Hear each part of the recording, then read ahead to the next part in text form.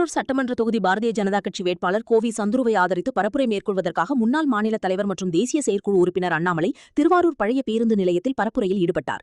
தொடர்ந்து பேசிய அண்ணாமலை, திருவாரூரில் வளர்ச்சி கிடையாது, உள்ளூர் மக்களுக்கு எதுவுமே செய்யவில்லை திமுக என்று கூறி, உங்கள் வாக்கை மற்றும் வாங்கி எந்த ஒரு வசதியும் உங்களுக்கு செய்து தராமல் இருக்கிறார்கள் என்றும், 1967 கம்யூனிஸ்டுக்கும் திமுகவிற்கும் ஓட்டு போட்டீர்கள், 1996 திமுகவிற்கு ஓட்டு போட்டீர்கள், எந்த பிரயோஜனமும் எந்த பயனும் இதுவரை திருவாரூரில் இல்லை. இந்த முறை மோடியவர்களை நம்பி வாக்களியுங்கள், அடுத்த 5 ஆண்டுகளில் திருவாரூர் மாற்றம் பெறும் என்றும் குறிப்பிட்டார்.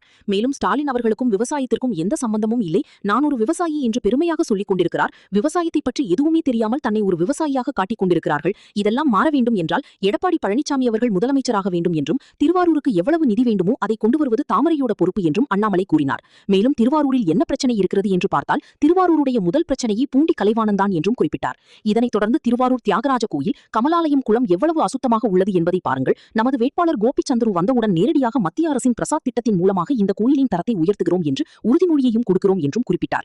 10 ஆண்டுகளுக்கு முன்பு நெல் உற்பத்தியில் தமிழகம் 2ஆம் இடம், தற்போது நெல் உற்பத்தியில் தமிழகம் 10வது இடம் என்றும், மத்திய அரசு கொடுக்கும் அனைத்து பணங்களிலும் கொள்ளையடிக்கிறார்கள் என்றும், மேலும் எடப்பாடி பழனிசாமி அவர்கள் ஆட்சி அமைத்தவுடன் கூட்டுறவு வங்கியில் உள்ள 22,576 கோடி ரூபாய் கடனை தள்ளுபடி செய்வோம் என்று அண்ணாமலை அவர்.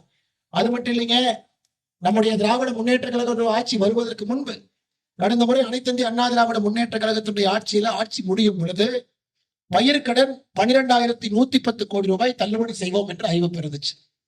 அடுத்து வந்து திமுக காரன் இன்னைக்கு பண்றேன், நாளைக்கு பண்றேன், நாளானைக்கு பண்றேன்னு 5 வருஷமா ஐயா 12,110 கோடியில இன்னும் 1,774 கோடி பண்ணல. 10,000 கோடி தான் பண்ணிருக்கேன். 5 வருஷம் ஆச்சு.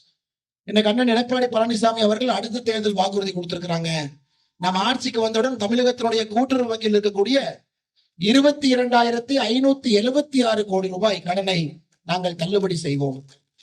ஐயா, நகரத்தில் இருக்கிற ஒரு தம்பி கேட்டார், என்னன்னே நீங்க எந்த எலெக்ஷன் வந்தாலும் கடன் தள்ளுபடி, கடன் தள்ளுபடி, கடன் தள்ளுபடி, பயிர் தள்ளுபடி. நான் சொன்ன, தம்பி, எனக்கு இந்தியால ஒரு வேலை செஞ்சு லாபம் இல்லைன்னா அது விவசாயம். இந்தியால ஒரு வேலை செய்து விவசாயம் செஞ்சு குழந்தைங்களை படிக்க வச்சு கல்யாணம் கூட பண்ணி கொடுக்க முடியாதுன்னா அது விவசாயம் தான். ஆனாலும் நாங்க முட்டாள்கள் மாதிரி எதுக்கு நாங்க விவசாயம் செய்யறோம்னா அந்த மண்ணை விட்டு எங்களால் போக முடியாது. அப்ப அரசு இந்த சலுகையை கொடுக்காம விவசாயத்தை விட்டு யாரும் வர முடியாது. நகரத்தில் இருக்கக்கூடிய இளைஞர்களுக்கு சொல்லுவேன். அதனால அப்பப்ப இந்த பயிர் கடன் தள்ளுபடி, கூட்டுறவு வங்கி தள்ளுபடி கொடுத்தாதான் கொஞ்சமாச்சும் உங்களுக்கு மூச்சு பிடிக்காம அடுத்த விவசாய வேலையை செய்வாங்க.